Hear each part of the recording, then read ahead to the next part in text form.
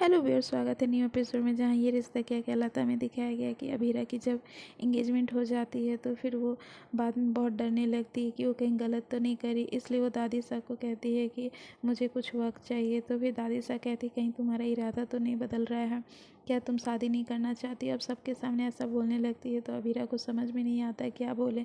तब फिर अंशुमन कहता है कि कैब साफ रहने दीजिए, मैं पूछता हूँ। फिर वो पूछने लगता है कि अभीरा, मैंने कभी नहीं चाहा है कि मैं आप पे कोई ज़ोर ज़बरदस्ती करूं, इसलिए अगर आपको कोई विचार है, आपका मन में कोई बात है तो प्लीज़ आप कह दीजिए, और कोई भी फोर्स आपके पास नहीं है। इसलिए अगर आप कुछ भी चाहती हैं, नहीं करना चाहती हैं, तो कोई दबाव नहीं है, प्लीज़ बताइए। तो क्या आप ये शादी नहीं करना चाहती हैं? इस तरह से वो पूछने लगता है। फिर अभीरा बहुत डर जाती है कि अब वो क्या बोले, इतने अच्छे इंसान का दिल नहीं तोड़ सकती। इसलिए इधर जो मनोज चाचा और चाची होते हैं वो लोग कहते हैं कि प्लीज़ मना कर दो। लेकिन फिर अभीरा सब कुछ सोचती है और बोलती है नहीं, ऐसी कोई बात नहीं है, मैं शादी करने के लिए तैयार हूँ। अब यहाँ पे सभी बहुत खुश हो जाते हैं, सभी तालियां बजाने लगते हैं। तानिया भी बहुत खुश हो जाती है कि फाइनली उसके भाई की शादी होने वाली है। तो दादी से कह देती है ठीक है, 1 सप्ताह बाद क्रिश और तानिया की शादी के दिन ही अभीरा और अंशुमन की शादी होगी। उसके बाद इधर अंशुमन और अभीरा फ़ोटो शूट करवाते हैं। यहाँ अभीरा को फॉल्स स्माइल करना पड़ जाता है क्योंकि अब सबकी खुशी होती है, इसलिए वो फिर फ़ोटो शूट करवाती है। और यहाँ पे अरमान जो होता है वो सब कुछ देख रहा होता है, उसे बहुत बुरा लग रहा होता है। तो वो अपने हाथों को पकड़ के घिसने लगता है, जिससे कि उसकी इंगेजमेंट की रिंग खुल जाती है और अभीरा के पास आके गिरती है। और इधर ये लोग का ध्यान कैमरा में होता है, वो अपनी अंगूठियों को दिखा रहे होते हैं फ़ोटोशूट में, और अरमान को गुस्सा आ रहा होता है। फिर वो वहाँ से निकलता है और जो जहाँ पे सारे गिफ्ट रखे होते हैं उसके टेबल के नीचे चला जाता है। अभीरा भी जब उस दुख होती थी, जब भी सैड होती थी, तो वो इसी तरह से छुप के रोती थी। तो अरमान भी इसी तरह से वहाँ छुप के रोने लगता है और उसे याद आने लगता है कि कैसे अब हम दोनों, अरमान और अभीरा दोनों, कैसे इंगेजमेंट हमने की थी इसी तरह टेबल के नीचे एक तार के ये से। इसलिए उसे बहुत बुरा फील होने लगता है, अपने बारे में वो याद करने लगता है और अंशुमन अबीरा के बारे में याद करने लगता है। फिर तभी वहाँ पे बहुत गुस्से में वो ठोकने लगता है, जिससे कि कुछ गिफ्ट गिर जाते हैं और वहाँ से एक बुके भी गिर जाता है। तो फिर वो बुके को अपने पास खींच के ले आता है अंदर, और गुस्से में देखता है कि वहाँ पे लिखा होता है कि हैप्पी टुगेदर, और बहुत सारे विशेस लिखे होते हैं, जिससे कि वो उस कार्ड को फाड़ देता है और बुके को भी खूब फूल सारे नोचने लगता है। तभी वहाँ पे कुछ देर के बाद एक रिंग उसे दिखाई देती है, जो कि उसकी इंगेजमेंट रिंग होती है। तो उसे लगता है कि अभीरा उसे देने आई है। तो वो अभीरा कहता है तो देखता है कि अंशुमन है। उसके बाद वो उसके हाथ में जो मंगलसूत्र होता है उसे भी वो देख के रोने लगता है कि तुमने अभीरा के बारे में सोचने लगता है कि मैं 7 साल में तुमसे दूर रहा, लेकिन तुमने मेरी निशानी को इतने प्यार से रखा है। तभी वहाँ पे जब अंशुमन आ जाता है तो वो बाहर निकलता है। उसके बाद अंशुमन उससे कहने लगता है कि तुम यहाँ क्या कर रहे हो, तुम अपने गुजरे हुए कल को क्यों सोच रहे हो, आने वाले कल पे ध्यान दो। और अंगूठी को दे देता है। अब अरमान अंगूठी तो ले लेता है, लेकिन दोनों में फिर बहस होने लगती है। अंशुमन कहता है कि अब मैं अबीरा की आंखों में तुम्हारी वजह से आंसू नहीं देखना चाहता हूँ, और अरमान कहता है कि मैं तो उसका एक्स हूँ, लेकिन तुम उसकी आंखों में आंसू क्यों ला रहे हो। तो फिर अंशुमन कहता है वो तुम्हारी वजह से आ रहा है, तुम्हारे दिए हुए दर्द की वजह से आ रहा है, इसलिए आज तो आ गए, लेकिन आगे किसी भी फंक्शन में मेरी शादी में मत होना। तो यहाँ पे अंशुमन इस तरह से समझा देता है। तो फिर अरमान को भी गुस्सा आ जाता है और वो कहता है कि जो मेरा है वो मैं उसे हैंडल कर लूँगा, तुम उससे ध्यान मत दो और अपनी शादी पे ध्यान दो। उसके बाद वो वहाँ से चला जाता है। इधर घर में दादी सास सबको फ़ोन करके इनवाइट करती है। मनीष नानू को, पर नानू को भी बता देती है कि आपकी पोती की शादी हमने फिक्स करवाई है, और सब बहुत सारी बातें बताने लगती है। लेकिन वो लोग छुट्टियों पे निकले होते हैं तो आना पॉसिबल नहीं होता है, क्योंकि 1 सप्ताह के बाद ही शादी है। अब यहाँ अबीरा भी सोचने लगती है कि पर नानू नहीं आ सकते, मेरे फैमिली से कोई भी नहीं होगा, कहीं ये कोई इशारा तो नहीं है, मैं कोई गलत काम तो नहीं कर रही हूँ। तभी वहाँ पे फिर वो लोग कहते हैं कि हम छुट्टियाँ में बाहर हैं तो कैसे आएंगे, और फ़ोन फिर कट जाता है। अब यहाँ पे अबीरा परेशान हो जाती है। तो फिर दादी शाह कहती है कि तुम चिंता मत छोड़ो, चिंता मत करो, जाओ तुम मेरे लिए चाय बना के आओ, मैं देख लूँगी। और यहाँ पे विद्या जो होती है वो कहती है पता नहीं इस घर में क्या चल रहा है। यहाँ विद्या के अलग ही कारनामे होते हैं जिससे दादी साहब को गुस्सा आता है और फिर वो गाना बजा के सुनने लगती है। और इधर अबीरा चाय बनाने जाती है तो उसे ना लाइटर मिलता है ना चीनी मिलता है, ऊपर से डस्टबिन भी पड़ा होता है। तो वो बोलने लगती है कि माँ आपने आज डस्टबिन बाहर नहीं किया है। और वो बहुत चिल्ला के पूछती है क्योंकि उसे कुछ सामान नहीं मिलता है। और इधर दादी साहब सबको इनवाइट करती है क्योंकि कार्ड नहीं छपाने वाला होता है, इसलिए वो सब कॉल से ही सबको इनवाइट करती है। अब यहाँ पे तो अबीरा को पता चलता है कि जो जितना भी ऑर्डर देना था साड़ियों का वो पूरा नहीं हुआ है। तो फिर वो चिल्ला के कहती है माँ आपने लाइटर कहाँ रखा है, चीनी कहाँ रखा है और आपने ऑर्डर क्यों नहीं कंप्लीट किया है। तो वो कुछ नहीं सुनती, गाना बजाते रहती है। यहाँ पे दादी साहब को बात करने में भी प्रॉब्लम होता है तो वो फिर मोबाइल बंद कर देती है, लेकिन फिर वो स्टार्ट कर देती है।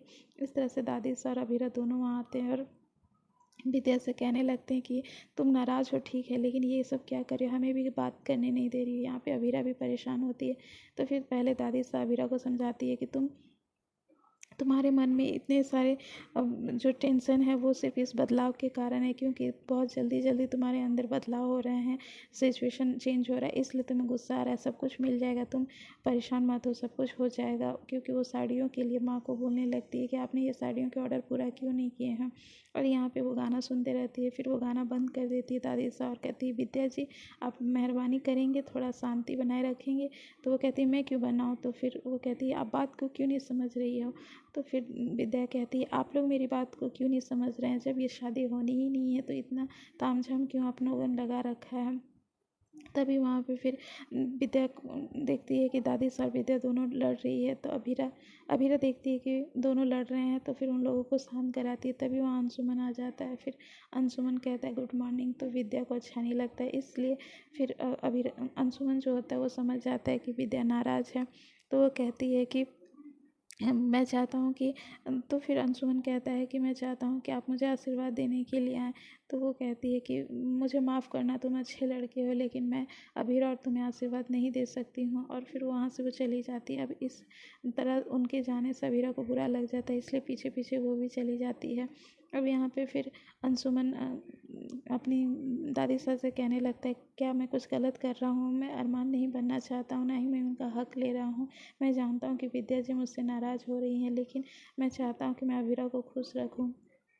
तो दादिशा कहती है कि हाँ बेटा हम समझते हैं, तुम बहुत अच्छे लड़के हो, काश तुम हमारे घर में पैदा होते। तो वो कहता है कि कहीं भी पैदा हुआ लेकिन हो तो मैं आपका ही बेटा। और इस तरह इन दोनों की बातें चलती हैं। और वो कहता भी है कि मैं कोई भी प्रॉब्लम नहीं होने दूंगा अभीरा जी को। मैं तो चाहता हूँ कि शादी के बाद आप दोनों विद्या जी और आप हमारे घर पे आ जाएं। तो यहाँ पे दादी सा कहती है कि नहीं, हमारे लिए अब पता चेंज करना मुश्किल है, घर का पता एक ही अब रहने दो, अब वापस जाएंगे तो हम सिर्फ अपने घर ही जाएंगे। इधर अभीरा जो होती है वो आती है और कहती है कि माँ ये क्या रवैया था, आप इस तरह उठ के क्यों चली आई। तो फिर वो समझाने लगती है तुम क्या कर रही हो, मैं जानती हूँ कि तुम्हारे दिल में सिर्फ अरमान के लिए जगह है। जब से तुम सगाई से आई हो ना खुल के हंसी हो ना बात कर रही हो, तो फिर ये सब तुम क्यों कर रही हो। और उसे समझाने लगती है कि अरमान के अलावा तुम्हारे दिल में किसी के लिए जगह नहीं है। और इधर अंशुमन भी दादी से खूब सारे बातें करता है कि मैं उनको बहुत खुश रखूँगा। इधर फिर पौधा फॉर्म में दिखाया जाता है कि कृष्ण तानिया से बात कर रहा होता है और सामने में चाचा साहब बैठे होते हैं। उन्हें गुस्सा भी आ रहा होता है कि इसके अंडर में मुझे काम करना पड़ रहा है। तभी वहाँ पे फिर अरमान आ जाता है। अब अरमान को देख के शॉक हो जाते हैं दोनों। तो वो सिक्योरिटी को बुलाने लगता है। तो फिर अरमान आके गिड़गिड़ाने लगता है कि प्लीज़ सिक्योरिटी को मत बुला, मुझे माफ़ कर दो, जो मैंने तुम्हें उस दिन हाथ उठाया था। और उसके बाद वो उसके गले लग जाता है। अब यहाँ क्रिश को समझ नहीं आता है कि भाई ये क्या कर रहे हैं। तो फिर वो कहने लगता है प्लीज़ क्रिश मुझे अपनी फर्म में नौकरी दे दो, कोई भी नौकरी दे दो, और मुझे पैसों की बहुत ज़रूरत है, मेरी नौकरी चली गई है। अब मैं जानता हूँ कि लाइफ जीने के लिए और सब कुछ होने के लिए पैसा बहुत ज़रूरी है, मेरे पास कुछ भी पैसे नहीं हैं। यहाँ मुझे नौकरी मिल जाएगी तो मैं ठीक से खड़ा हो पाऊँगा, प्लीज़ क्रिश मुझे दे दो नौकरी। तो फिर वो बोलता है, फिर अरमान कहता है कि कोई भी केस मुझे मिल जाएगा, मैं अच्छे से लड़ूंगा। तो यहाँ पे क्रिश मान जाता है, लेकिन कहता है गलतफहमी में आप मत रहिए, मैं आपको लॉयर की नौकरी नहीं दूंगा। तो फिर किस चीज़ की, तो फिर वो मैनेजर की नौकरी देता है। अब यहाँ चाचा सा गुस्सा हो जाते हैं, कहते हैं कि क्रिस ये क्या नौकरी तुम दे रहे हो, इतने तुम्हारा भाई है और इस फर्म का मालिक है। तो वो बोलते हैं कि मैं जानता हूँ मुझे कौन सी नौकरी देनी है, अगर आपको करनी है तो ठीक है, नहीं तो आप जा सकते हैं। तो यहाँ पे फिर अरमान इशारा कर देता है चाचा साहब को कि मुझे कोई भी नौकरी चलेगी। तो फिर कहता है हाँ मैं मैनेजर की नौकरी करने के लिए तैयार हूँ। अब क्रिश बहुत खुश हो जाता है कि ये तो मेरे उल्टे पड़ गए। तो फिर वहाँ पे खुश हो जाता है। उसके बाद बोलते हैं कि आप कल से टाइम पे आ जाइएगा, और वो फिर चला जाता है वहाँ से। अब यहाँ चाचा साहब कहते हैं कि तूने मैनेजर की नौकरी क्यों एक्सेप्ट की। तो फिर अरमान कहता है कि मुझे क्रिश की निगरानी रखने के लिए उसके आसपास रहना बहुत ज़रूरी है, तभी तो मैं पता लगा पाऊँगा कि घर के कागजात और जो फर्म के सारे कागज़ इधर उधर जो इसने घोटाले किए हैं वो किधर कहाँ रखा हुआ है। तो फिर चाचा सभी समझ जाते हैं। तभी वहाँ मायरा का फ़ोन आता है और मायरा बताती है कि हम लोग निकल चुके हैं। तो वो जो अरमान होता है वो कहता है कि अच्छे से जाना बेटा, और वो कहता है कि मिस यू। तो फिर मायरा भी कहती है हम भी बहुत आपको मिस करेंगे। इधर फिर अबीरा का दिखाया जाता है कि अबीरा अपनी शादी के लिए सारी पैकिंग कर रही होती है। तो यहाँ पे जितने भी पुकी के गिफ्ट्स होते हैं, सारे कपड़े, उन सबको वो पैक करके बैग में डाल रही होती है, क्योंकि अब वो नई लाइफ स्टार्ट करने वाली है।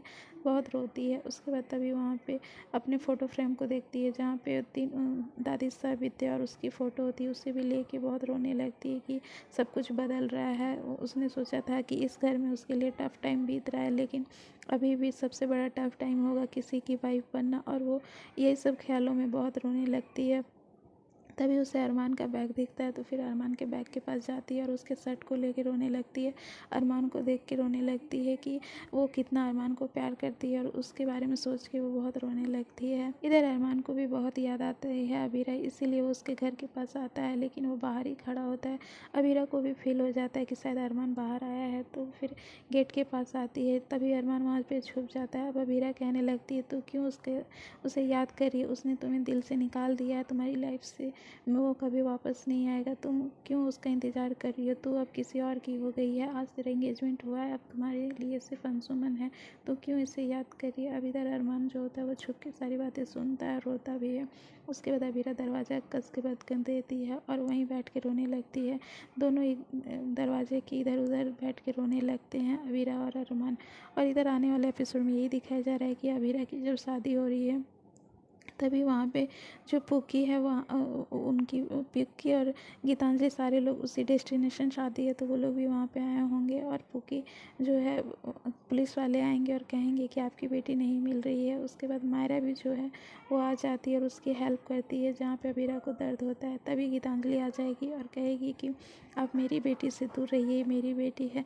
तो आने वाला एपिसोड बहुत इंटरेस्टिंग हो गया, जहाँ पे अब गीतांजलि है जो अबीरा और मायरा को दूर करने की कोशिश करेगी। तो जुड़े रहिए हमारे पेज में। Thank you.